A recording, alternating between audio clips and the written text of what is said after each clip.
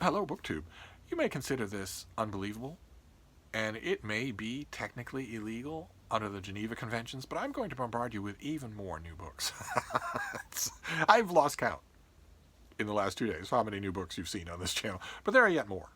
In addition to mail, I also want to give you a brief new arrivals video and show you 6 books that are new that I don't think we've seen on this channel that you might want to know about. That's one of my main goals here. It's not exclusively to natter on self-indulgently while to a captive audience. It's also to show you stuff that you may find interesting.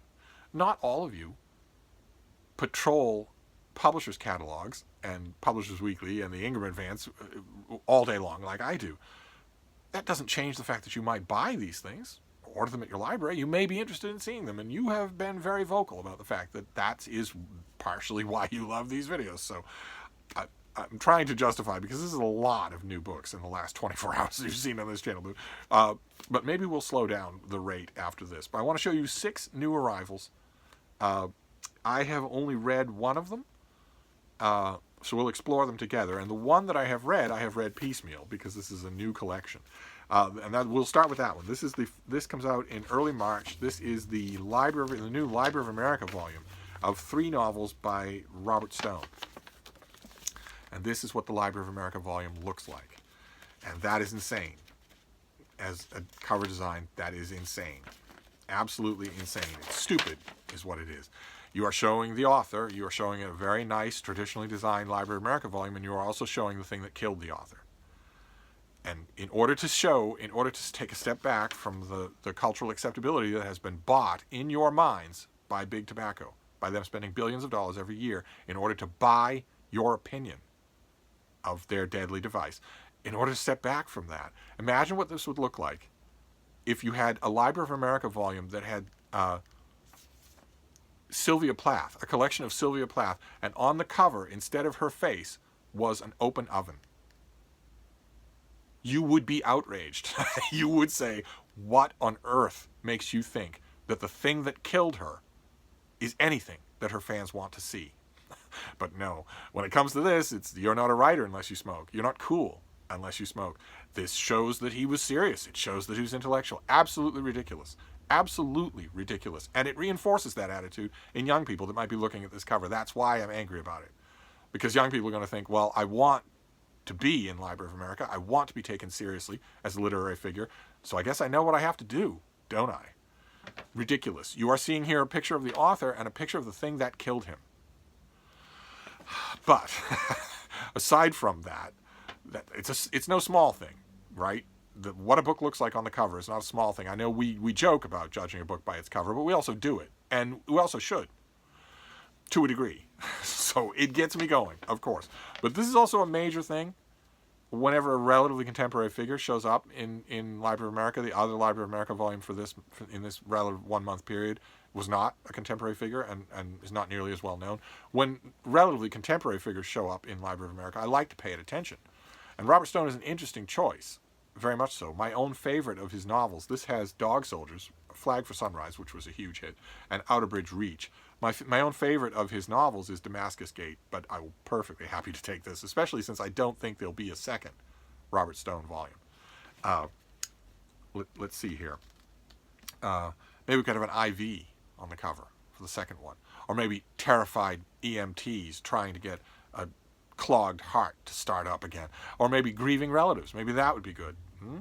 I wonder if somebody went up to them in the funeral home or in the ICU and said, isn't it cool that he smoked all his life? Isn't that cool? I mean, I know you're heartbroken now, but you have a quote for Philip Morris, don't you?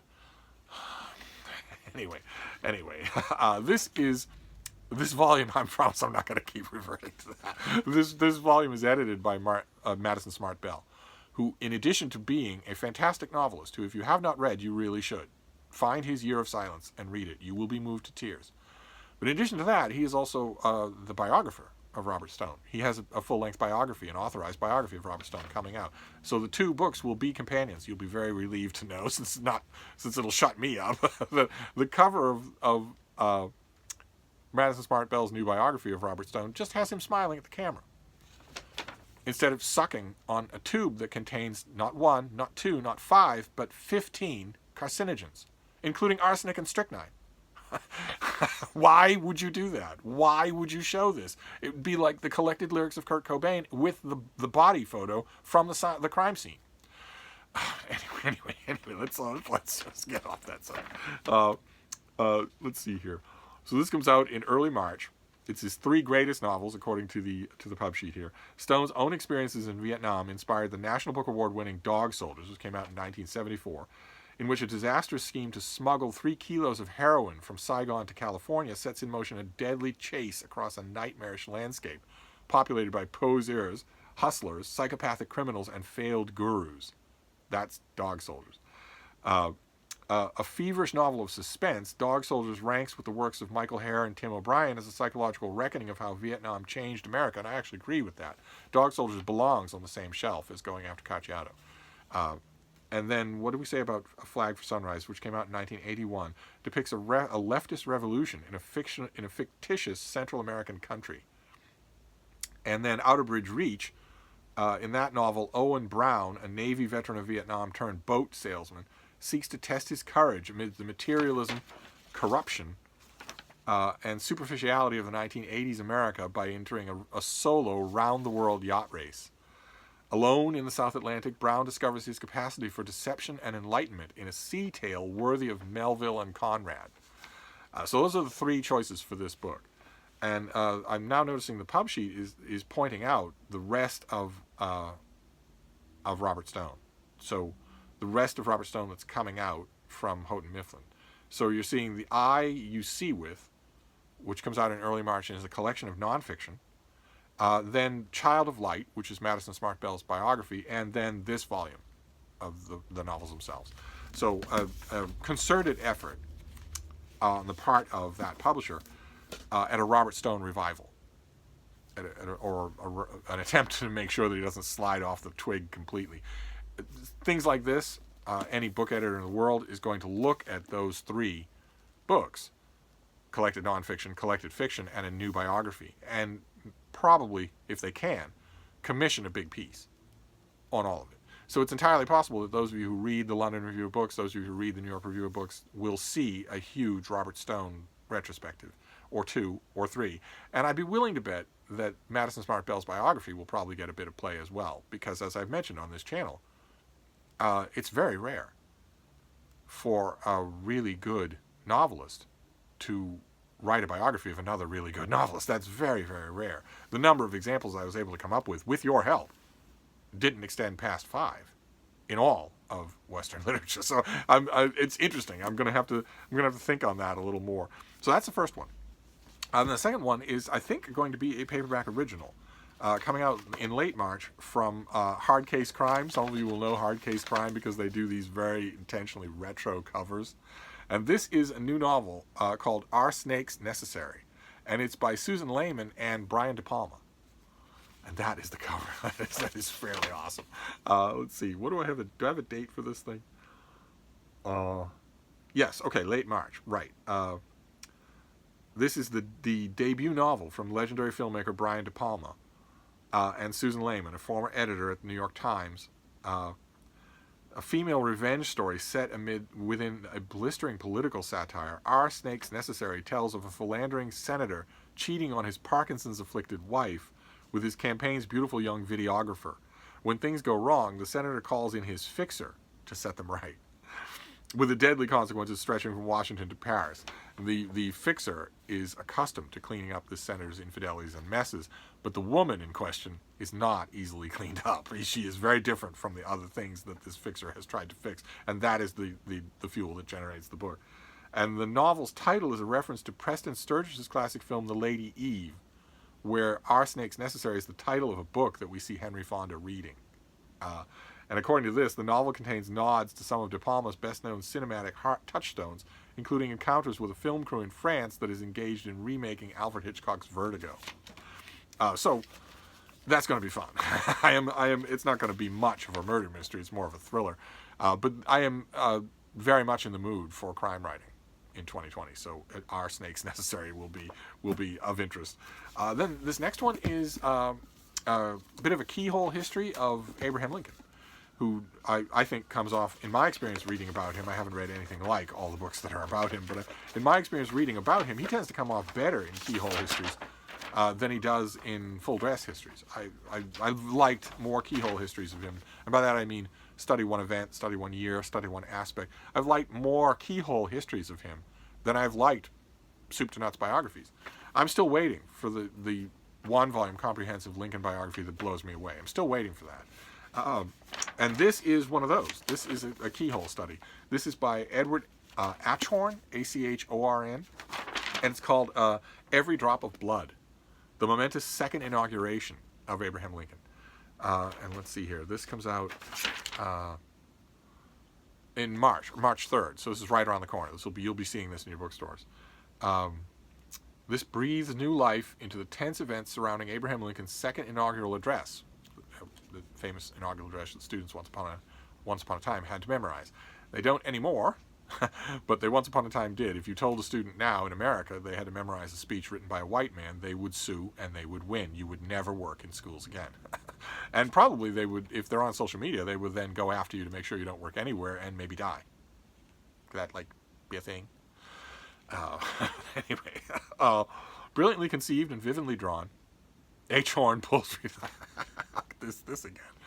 The author is not brilliantly conceived and vividly drawn. He may have been brilliantly conceived. I don't know what his parents were like. But what we mean here is this portrait. We do not mean the author. I wish I could convey that. A descriptive phrase like that in English attaches to the first word after it concludes. So reconstruct the sentence so that the first word after it concludes is the thing being described by that phrase. That's not that hard to do. It takes a second to do. Brilliantly conceived and vividly drawn. For instance, this portrait by Achorn pulls readers. If you add just this portrait by, 3 words, and you're done. You're not describing the author anymore. Pulls readers into Washington, D.C.'s polarized inner circles and into the personal anguish of Lincoln himself, an unpopular, narrowly elected president determined to end the war and set a course toward healing the nation. Prominent figures and forces circulate around Washington leading up to Lincoln's second inaugural address, made all the more compelling with the knowledge that within a few more months of delivering the speech, he would be assassinated. Fantastic. So who is this author? All we know about him is that he was brilliantly conceived. Who is the other one? He's a Pulitzer finalist for commentary and a winner of the Yankee Quill Award, and is vice president of and editorial pages editor for the Providence Journal. I have never written for the Providence Journal. I would like to review a book for the Providence Journal. Perhaps this book. He is the author of 2 acclaimed books about 19th century baseball and American culture. And he lives in an 1840s farmhouse in Rehoboth, Massachusetts. He lives in an 1840s farmhouse. Who would be crazy enough to live in an 1840s farmhouse? A nice place to visit, but I wouldn't want to live there. That's all right. All right, great, fantastic. So that is coming out right around the corner. That's another new release here. Another Lincoln book. There are a couple coming out this year that I know of. Probably I'm missing some. Then this next one is another book on a subject that we have already seen. I don't think I have a pub sheet for this one. No, I don't. All right, well, I'll read it to you en natural. But this is another book coming out on a subject that I think we've seen 2 books on it so far in 2020, and I know that there's at least one other coming out. So it could be that this is a mini trend. Certainly is a fascinating one. And this is by Catherine Stewart, and it's called The Power Worshippers. Subtitle is Inside the Dangerous Rise of Religious Nationalism. There's that phrase again, religious nationalism. These fully unapologetically political megachurches and religious movements in America in the 21st century. So let's see. Let me show you this cover. There is an American flagpole with the flag and the cross. Very good cover design. For too long, the religious right has masqueraded as a social movement preoccupied with a number of cultural issues such as abortion and same-sex marriages. In her deeply reported investigation, Catherine Stewart reveals a disturbing truth.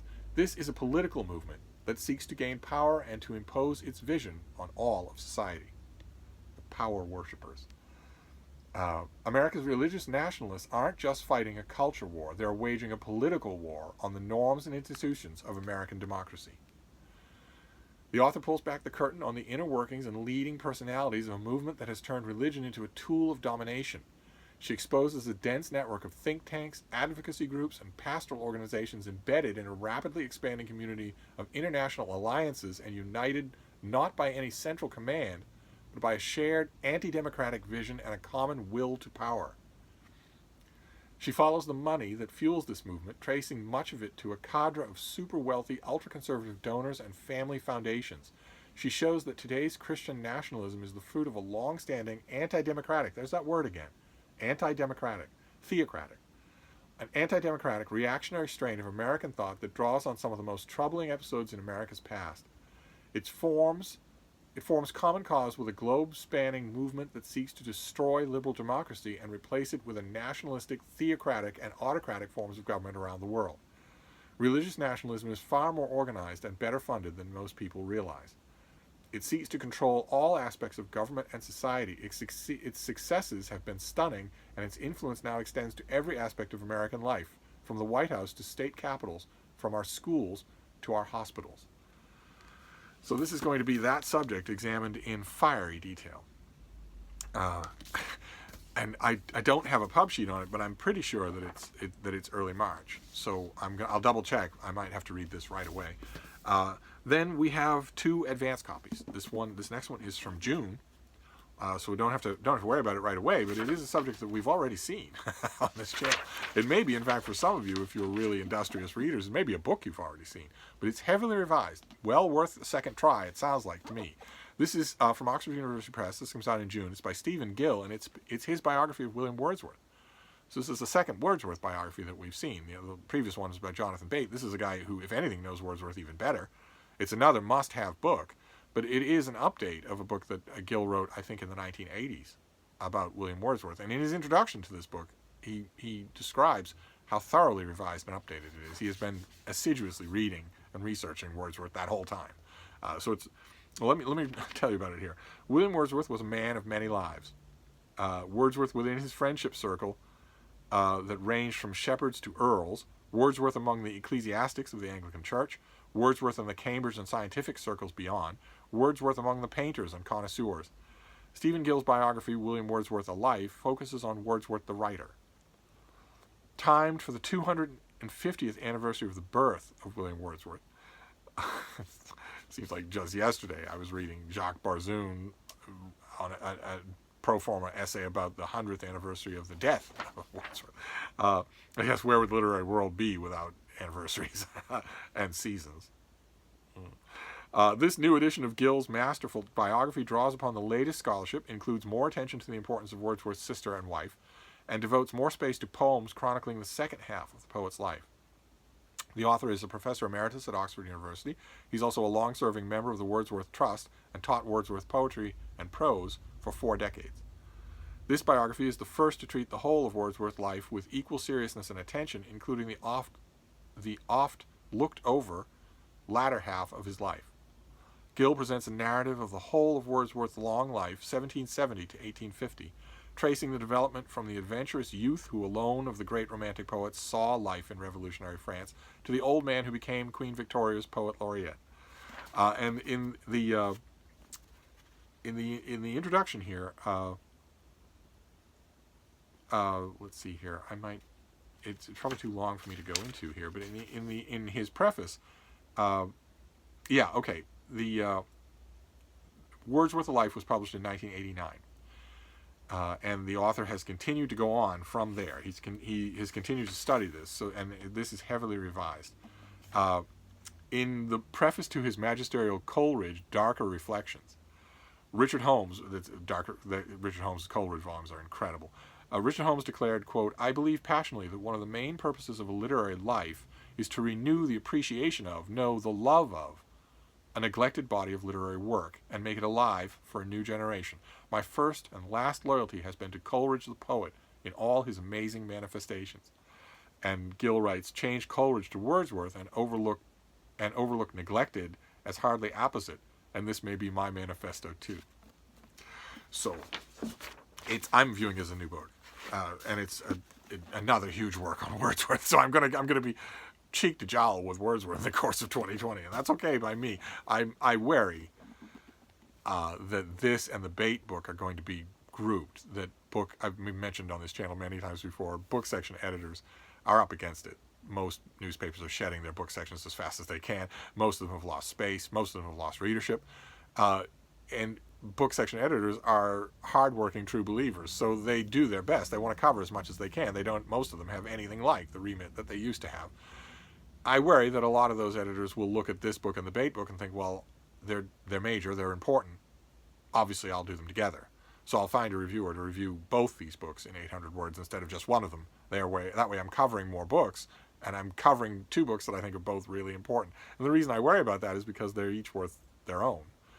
And yet that will happen even in journals and organs where space is not a problem. I'd be willing to bet you a Boston cream pie that the New York Review of Books will review this book and the bait book together at 3,000 words. And you know, it's not like I'm trying not to be hypocritical here, because if an editor allows me to do a 2-book roundup on those 2 books in 800 words for a newspaper, I will do it gladly. Nevertheless, you wish that there were open space and great length for every single worthwhile new book. These 2 books are both worthwhile, and neither author wrote his book in order to be a tandem with someone else's book, if you see what I mean. But anyway, and then we'll move on to the last book. This will be the last new book that we do today. Good Lord. And this is a translation, another work in translation, a year that has had an abundance of them. And let's see here. This comes out in July. This is by Paolo Giordano, and it is Heaven and Earth.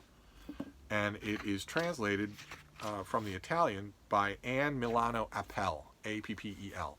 Heaven and Earth. You see here not only the trend of translated works. The American publishing list for 2020 has a vast amount of translated works either out or coming. But you also see a cover design fad, which is the intimate and somewhat slightly erotic, lots of naked skin, the black and white photo. We've seen this on probably a dozen books like this, out or forthcoming in 2020 alone. I don't necessarily object to it, but I have to note it. And let's see here. In 2008, Italian author Paolo Giordano burst onto the literary scene with the publication of his award-winning best-selling novel, The Solitude of Prime Numbers. Did any of you read that? That was the English translation, the English title, The Solitude of Prime Numbers.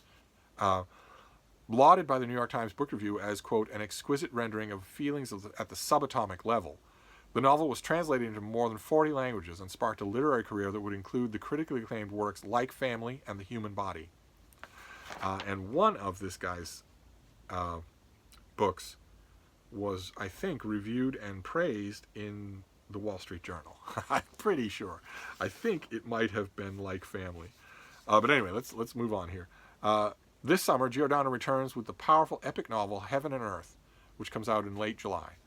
Spanning several decades, the novel follows 4 friends as they come of age in Puglia and grapple with desire, youth, death, and faith.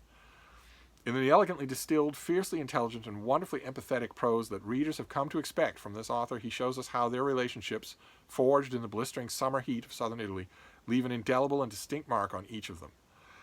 It's 3 boys and 1 girl. It's every summer, Teresa follows her father to their home in Puglia, where the disaffected teenager spends long afternoons enveloped in a sun-struck stupor. What I wouldn't give for sun-struck stupor right now. Today has been just rainy and miserable. That is, until she meets the boys who live on the farm next door. Nicola and Tommaso are, as well as Bern, their enigmatic, restless, and idealistic leader who Teresa will love for the rest of her life. Raised like brothers in a place that feels to Teresa suspended in time, the 3 boys share a complex, intimate, and seemingly unassailable bond, but nothing is unbreakable. And no summer is truly endless, as Teresa quickly discovers. Beneath the surface of this strange brotherhood lies a dark secret that poisons the love they hold for each other. And since the cover has a blurb by Edmund White, you already know what that secret is. You might not know the details of it, but you only get Edmund White to blurb one kind of book. I'm surprised Garth Greenwell isn't blurbed on here. But he only reviews one kind of book, and that is a tell. After a while, it's the publishing industry getting the biggest name they can, but actually shooting themselves in the foot in terms of the unpredictability of this book. You know what is there's going to be a secret between those 3 boys, and you know what that secret is going to be because Edmund White is blurbing the book. And this sounds very intriguing to me, although I have to admit, I mean, it's a working translation, and you give a lot of latitude there, but I don't know why this is called Heaven and Earth. Heaven and Earth is a cliche in English, and a boring one, a bland one. I'll move Heaven and Earth to do this. I'd give Heaven and Earth if this were true. It's a cliche. It's a bland choice. And when I saw this, I don't follow Paolo Giordano. I don't follow him at all. So this is my first exposure to him. I think I read Like Family, but this is my first exposure to this book, certainly. And I was looking at this, I thought, okay, well, it's understandable. He had a hit, and then he had another hit. He has now a full-blown literary career. It's high profile. Maybe his agent or a publisher in Italy got to him and told him, look, the blander and more epic your titles are, the better it is to market. The easier you'll be to market and sell. And then I checked what the title of the book actually is in Italian, and it's much better. It's not Heaven and Earth. The title is Divorare il cielo, which means devour the sky. It means devour heaven. Eat heaven. That is a much better title than this. I don't know why you would change that. There is no way, there is no reason to change it. Devour the sky is a literal translation of the title in Italian, and is a better title than Heaven and Earth. So I don't get that, but the rest of it I'm very much looking forward to and see what this is like. I was a little frustrated by that because that had to be the translator's decision, and that is a bad decision. Just plain and simple. That is a bad decision. There are plenty of things that you can say in one language or in translation to another language that will be judgment calls. But changing Devour the Sky to Heaven and Earth is a bad decision. Just plain and simple, objectively bad. One is interesting and distinctive, and the other is boring and not. And it's not a big deal. I'm not going to hang much importance on it, but you can see what it does, right? It immediately makes me wonder about the translator. This was her decision. What other decisions has she made? It immediately makes me wonder. I like to go through English translations without even remembering that there's a translator involved. Because the minute I remember that, I immediately want to go to the publisher or his original publisher in Italy and get the original book. So if I suspect that the translator is not just translating but changing unwarrantedly, we shall see. I have time. I have lots of time until I get closer to it. So those are your new arrivals for today. As if you aren't buried already in new books on this channel. So you have Heaven and Earth by Paolo Giordano, which is not called Devour the Sky.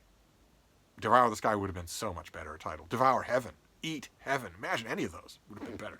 Then William Wordsworth by Stephen Gill. This is a heavily revised edition of a book of his from 40 years ago. Then The Power Worshippers. What sounds like it's going to be a scathing indictment of a whole new realm, a whole new movement of organized religion in America. Even from the jacket copy, we see that the author's main contention is going to be to wake people up to the fact that this is not just a religious movement; it's a political movement. That would be, those of you who are familiar with what it's like to live under the Taliban. That would be eye-opening. It's exactly the same thing. You might think, oh, it can't happen here, or this is America, or whatnot, but that's what these people want. They want women at home having and raising children. They don't want women in the workplace. It's all about women. I mean, yes, same-sex marriages, and yes, institutionalized racism, but it's mainly about women.